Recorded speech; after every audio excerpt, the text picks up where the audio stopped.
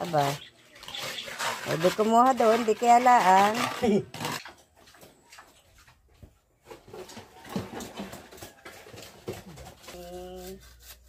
Tatay Roman kahapon. Kanilang manok.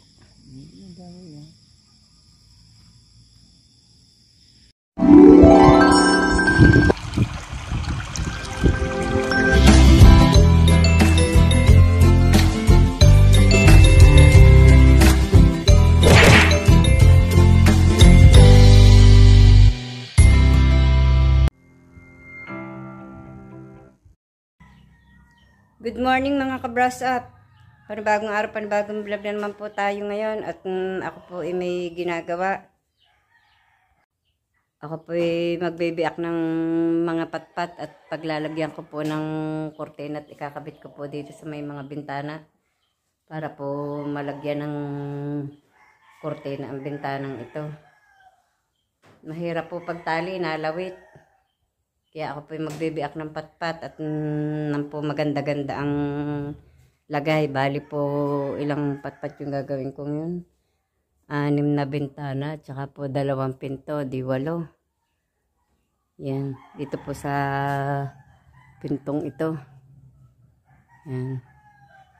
At dito po sa mga bintana, lalagyan ko po ito ng mga kortina para naman po gumanda-gandang tingnan ang loob ng bahay. Magkaroon po ng kaunting dekorasyon. Kahit po walang pinis ang dingding, basta po maayos, maganda pong tingnan. At ito nga po, meron po ako ditong kawayang pinuputol, nilalagari. Yun po, na umpisahan ko na.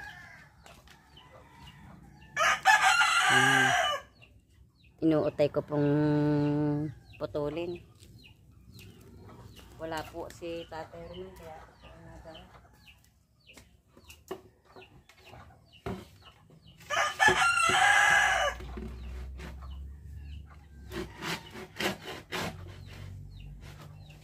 Maganit ang nangyari.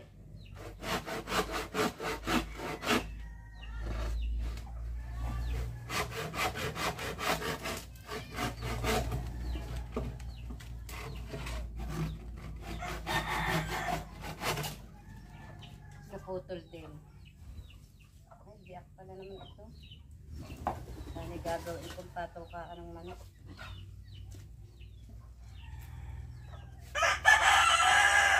Ngayon naman biyakan itong bibiakin. Kaya may pamukpok.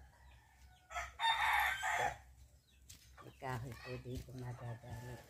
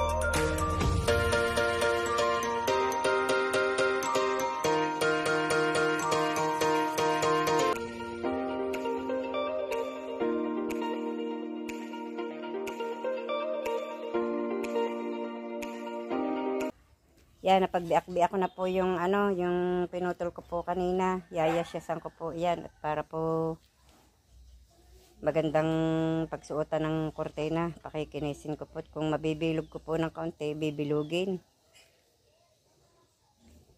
Ako lamang po hindi makakaupo ng kaya doon ko po ipapatong sa sangkalang in ang patpat.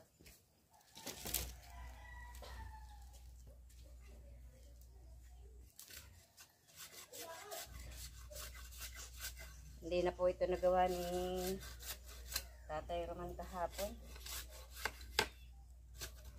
pagod na po nang dumating. Alwa naman po ito, kaya ko naman pong gawain.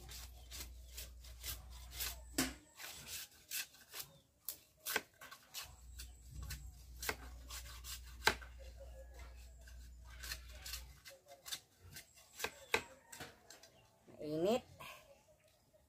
Mainit.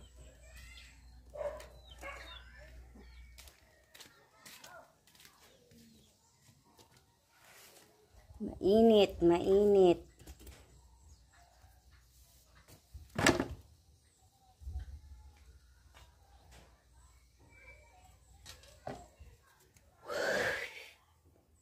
Alis dyan, Burnok. Bornoks.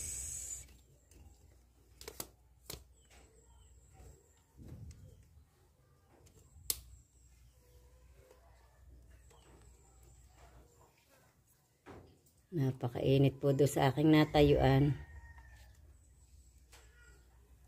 Ay!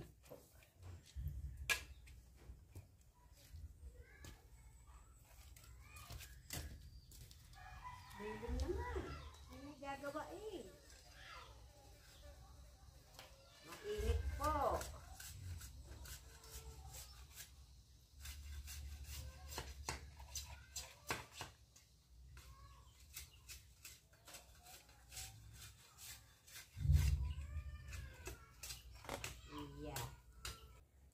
Natapos ko na nga pong yasyasan yung patpat.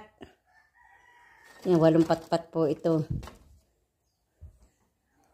Akin pong lalagyan ng kortina. Mahaba nga pala ang dalawa. Ang dalawa nga pala sa pinto. Naigaya ko po din sa sa panglagay sa bintana. Gayon din kahaba. Kabanas. Awa po ng Diyos, mainit po. Oh. Ganda po ang araw. Minsan-minsan naman po inaulan din, pero hindi naman po katulad nung dating panay-panay ang ulan. Kaya po ayos laang. Nakabitan ko na po ng mga kortina, yan pong mga bintana. Maigsi lamang po ang ikinabit ko at gawa ng itinataas din naman po. Magaling lang po sa walang kortina para po maganda-gandang tingnan. Yan po. Ito pong pintong ito, hindi ko pa po malalagyan ng kortina at wala pong lagyan po ng mga patpat. Wala pa po palang pako. Palalagyan ko pa po kay Tatay Roman at saka po itong mga nasa kwarto. Palalagyan ko po kay Tatay Roman mamaya pagdating ng mga pako. Wala pa palang pagsasabitan. At ito po, yan, nalagyan ko na po ito ng kortina. Yan, may pako po yan eh. Yan po yung inilagay kong kortina. Saka po are sa isa pong pinto. Yan po sa kabilang kwarto. Yan. Nilagyan ko po ng kortina para po may kaunting sangga. Ang pinto wala pa pong panara eh. Kortina po lamang muna. At ako nga po pala magpapakain muna ng inahin. Lampas na po palang 12:00. Kaya po pala nahunin na si Luwa. Maglalagay po muna ako ng pakain sa timba. Ito po ang kanyang lagyan ng pakain. Oops. Nasagi naman. Hi, Dondon. Excuse me. Dondon. Wala may ilalagay, baka masagi mo.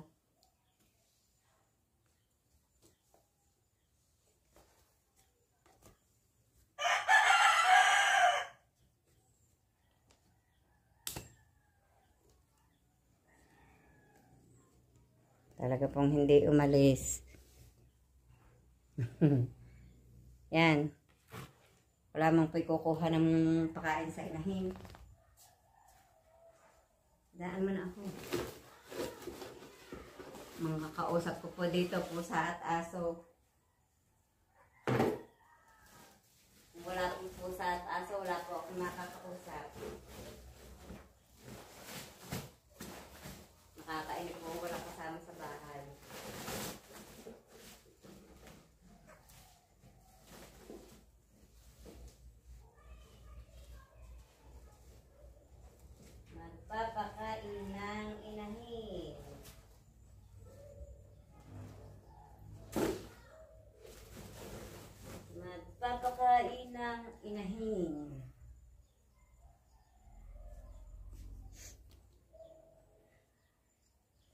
Doon ko na po ito lalagyan ng tubig sa may pigiri.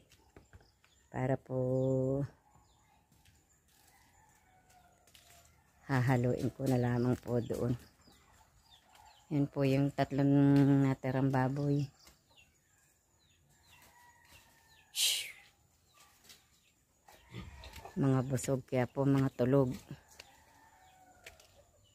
Ang mag-iina kaya dito, kumusta? Yan. Nakaramdam na po si Luwa.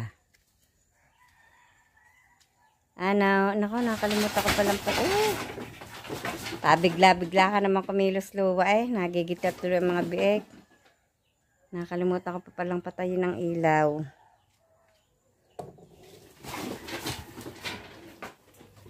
Nakalimutan ko palang patayin ang ilaw. Lalagyan po natin ng tubig. Dahil ayaw po ni Luwa ng iga.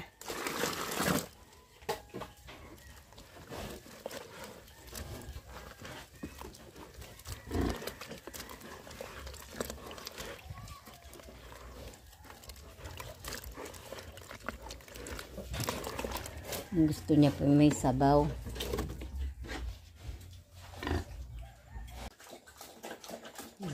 Paubos na po agad ang pakain ni Luwa. Ang mga biik po tinuturoan na pong kumain. Yan po. May kaunti po silang pakain doon. Sila po 3 linggo na sa linggo. Awa naman po ng Diyos ayos.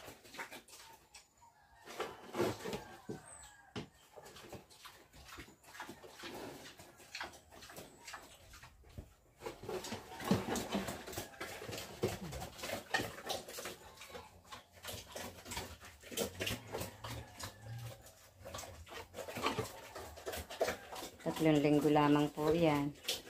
Sa linggo.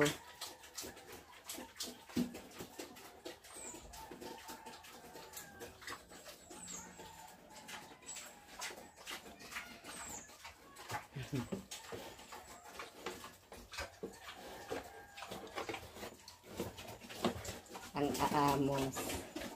Ang aamos nyo. May mga maskara kayo Bakit kayo may mga maskara? Bagong baby po yan siguro kaya ganyan. Bigyan ko po ng pakain. Hindi pa kinakain. Mamaya po na may ubos na yan.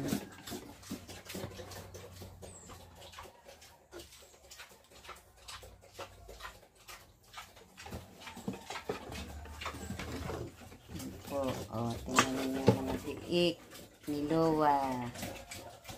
Ang mga biik ni Luwa.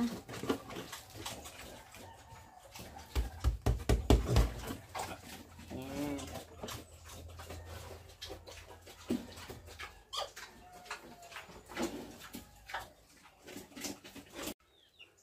Nilinisan ko po yung bahay ng 2 rabbit at medyo marumi na po. Dahil po ng kanilang mga duming na ipon. Yan, tuloy po naligo sila. At binigyan ko po ng dahon muna, pakain. Nananawa na rin po sa pigs. Yan, panay ang kuskus ng rabbit naligo. Fresh kaya, naliga? Ha? Naligo kaya? Fresh na sila. Naligo. Tanghali ko po sila niliguat para hindi po sila ginawin.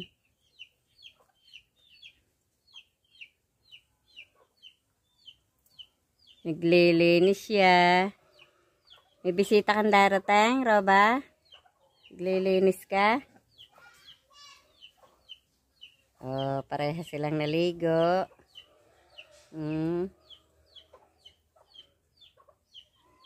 Parehas naligo ang 2 rabbit.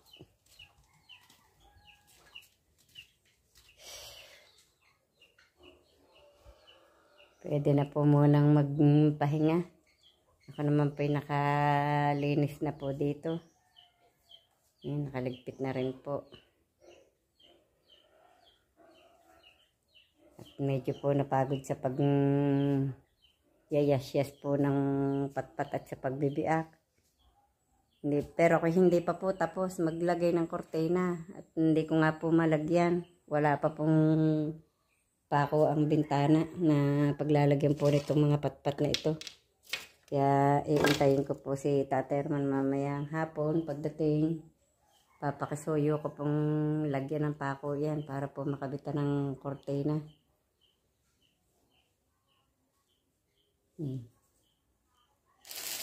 Papahinga muna. Medyo po napagod. Wala nang po ang narinig sa bahay.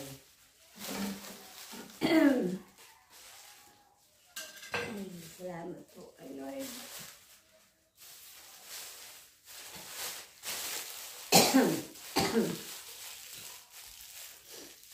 Matanda na po, ang dali pong mapagod. Kaunting kilos po, pagod. Hindi na po katulad nung dati. Kahit pa po yata maghapon tamarbaho, hindi po napapagod. Nakatawaan ko po sanay sa hirap, kaya kinamulatan ko na po yata ang pagtatrabaho. Maliit pa po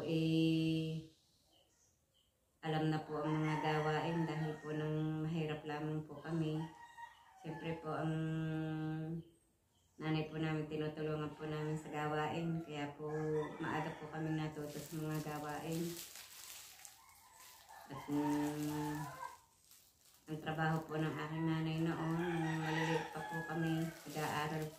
Nung pong bata pa kami, dahil hindi rin po naman pa ako nalaki, maliit pa rin po. Yung buy and sell po ang nanay ko, namimili po siya ng kalakal, yung pong mga kamote.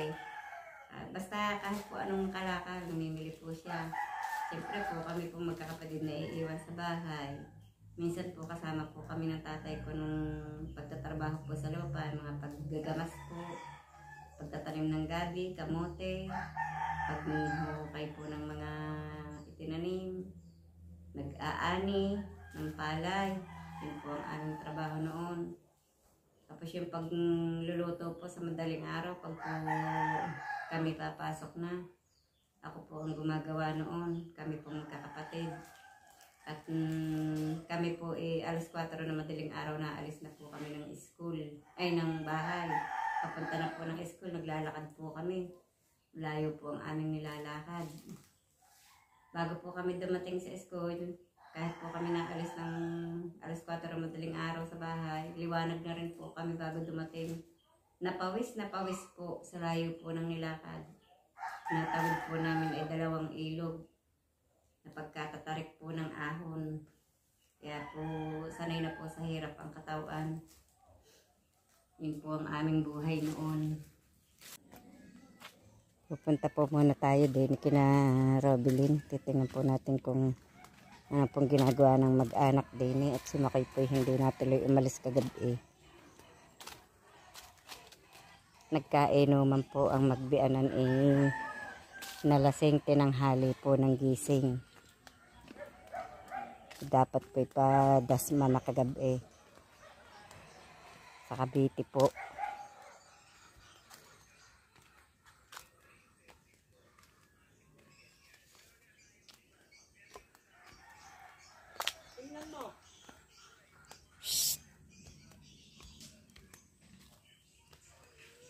Ano kayang ginagawa? Anong ginagawa? Ano kayang ginagawa ng aba? Ay, magaling pa kayo. Aba? Ha? Aba. Ano yung ginagawa nyong iyan? At kayo pala'y naghahalo-halo diyan. Ang pinapalagyan ko yung ilalim at pinupulpog ng manok. Kaya nga. Ang nilagyan na may aring maganda Ang ilalim, ang gitna ay masama. Dilagyan din, wala na ba ilalagay? Aba. Eh, di kumuha doon, di kaya laan. Libre. Alam nyo na. Kaya. Bago na. Dapat pala ikaw.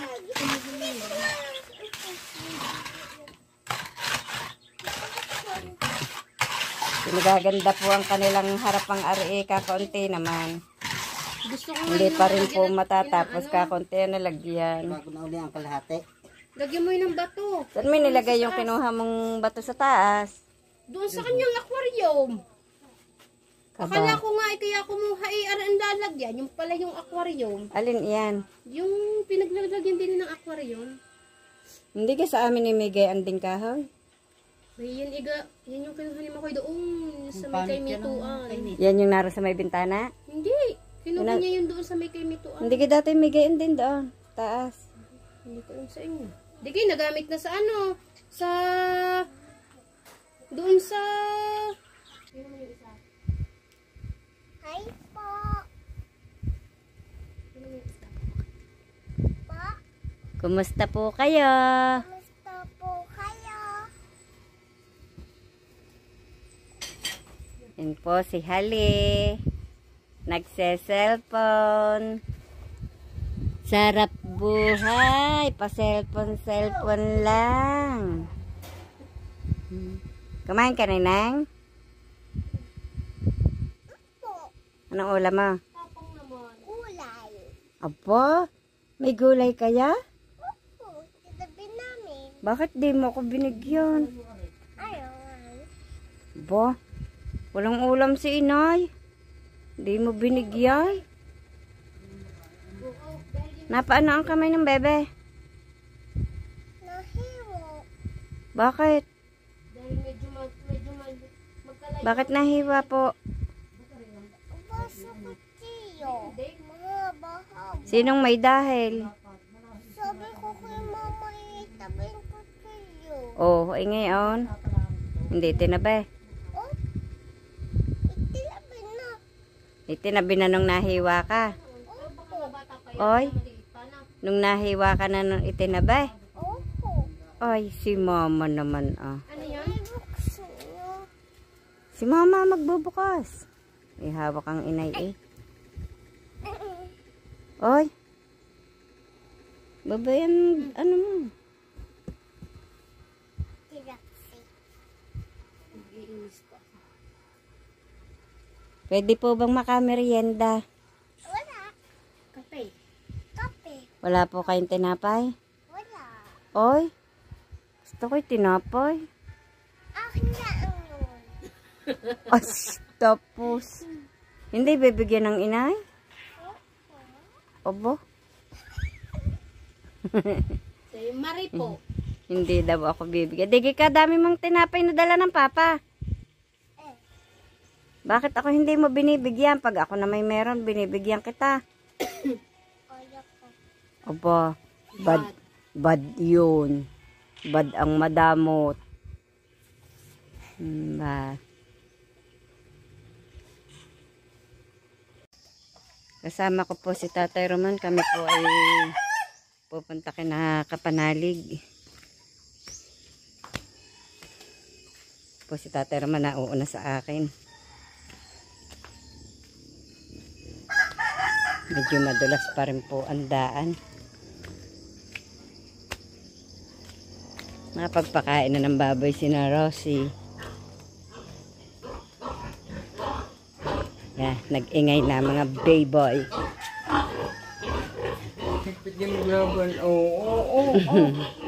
Yan ang mga biiks. Nag-umbangan na. Ari may malambot din eh. Ang ano.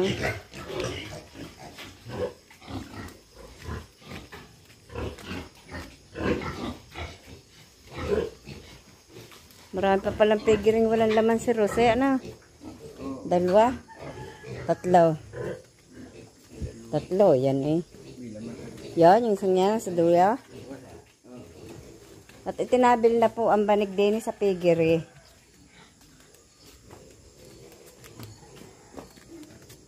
Sayang naman ang banig.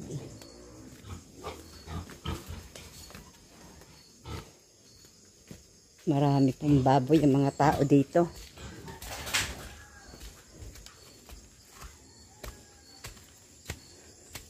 Hapon na po.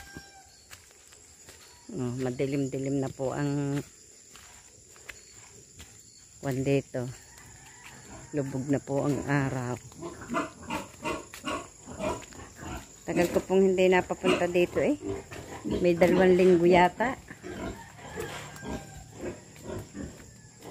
May 2 linggo yata. Oh, ang tataas. Alin? Ayun. Kanino gayon? Tinamaan daw po yun ng kalugkog. Ang tataas na ng kamoting kahoy, oh. Siguro may laman na ito, ano? Na?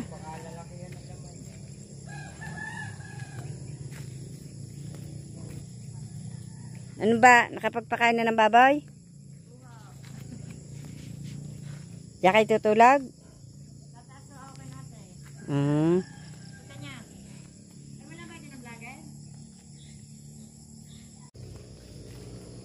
Narito na po kami sa may kubo. Tao po! Tao po!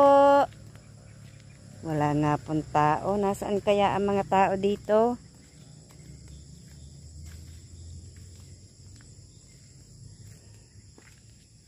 Wala pong tao.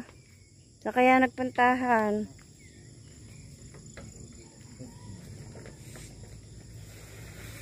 Nasa kaya si Diwata nakatali?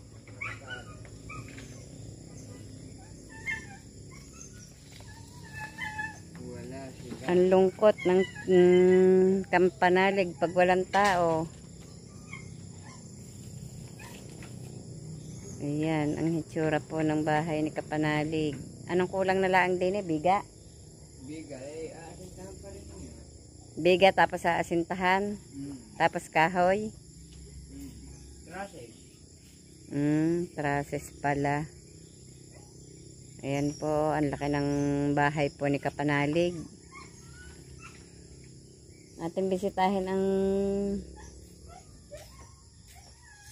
anuhan mga ari. Hindi nilimot ang mga plastic na yun.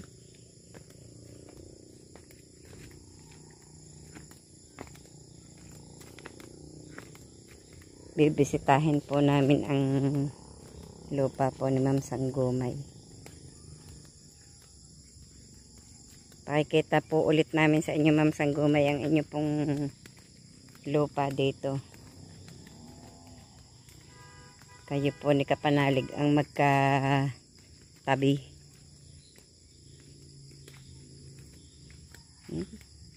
Nadaanan ng tubig.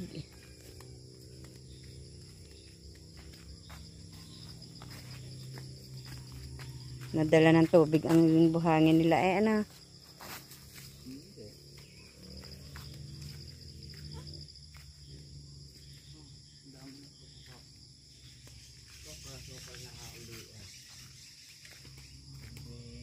Yan, sumukal na nga ulit.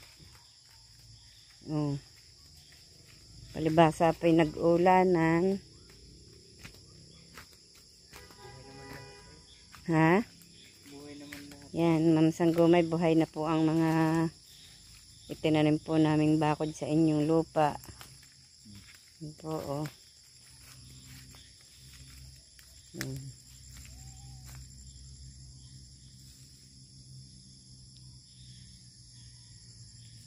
Kundi pagka ilinisin ito.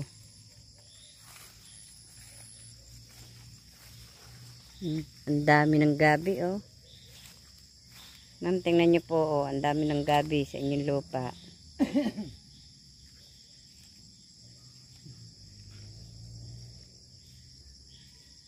Yung saging na yun kay Ma'am Sanggumay yun? Yan. Ay. Ay, pero kanya na, re. Dito na, re, rito eh.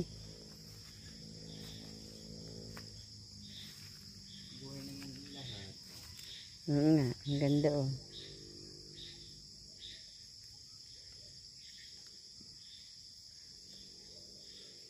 Maganda din yung magtanim ng mga halaman eh.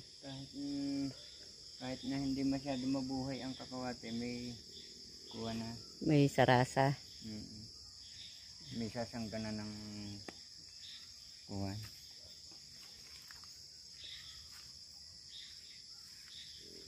Gubat po. Nagkadamo na naman. At, Pag po umaraw-araw at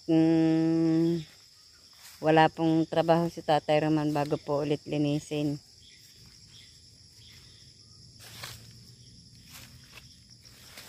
Nabagsak ka ng ng niyog.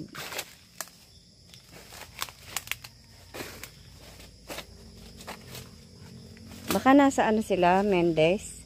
baka kasama si Daddy Wala po pala si nakapanalig. Wala po sila dito.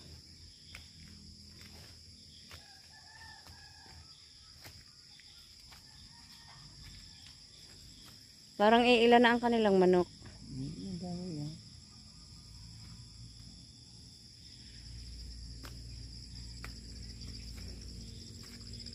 Baka ang iba'y namatay. Kapag ulanan.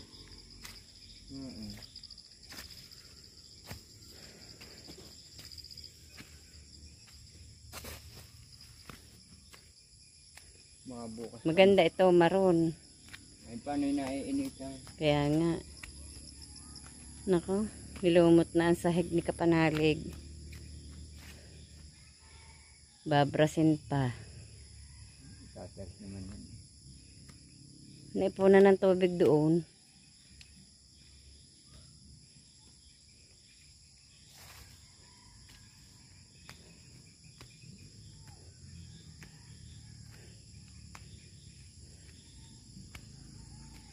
Maraming bunga ang bayabas na yun eh.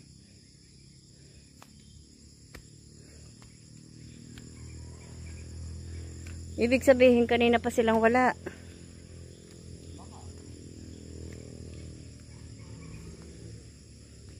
Tara, Konchu. Konchu. Tara. Ayaw mo umuwi? Konchu? Konchu. Nakatingin lamang po si Konchu. Ayaw sumama. Magandang gabi mga kabras up. Hanggang dito na lamang po munang muli ang aming vlog. At maraming salamat po sa patuloy niyo pong pagsubaybay. Hanggang sa dulo ng aming vlog. Mag-iingat po kayo palagi. Saan man kayo naroroon. Bye-bye and God bless.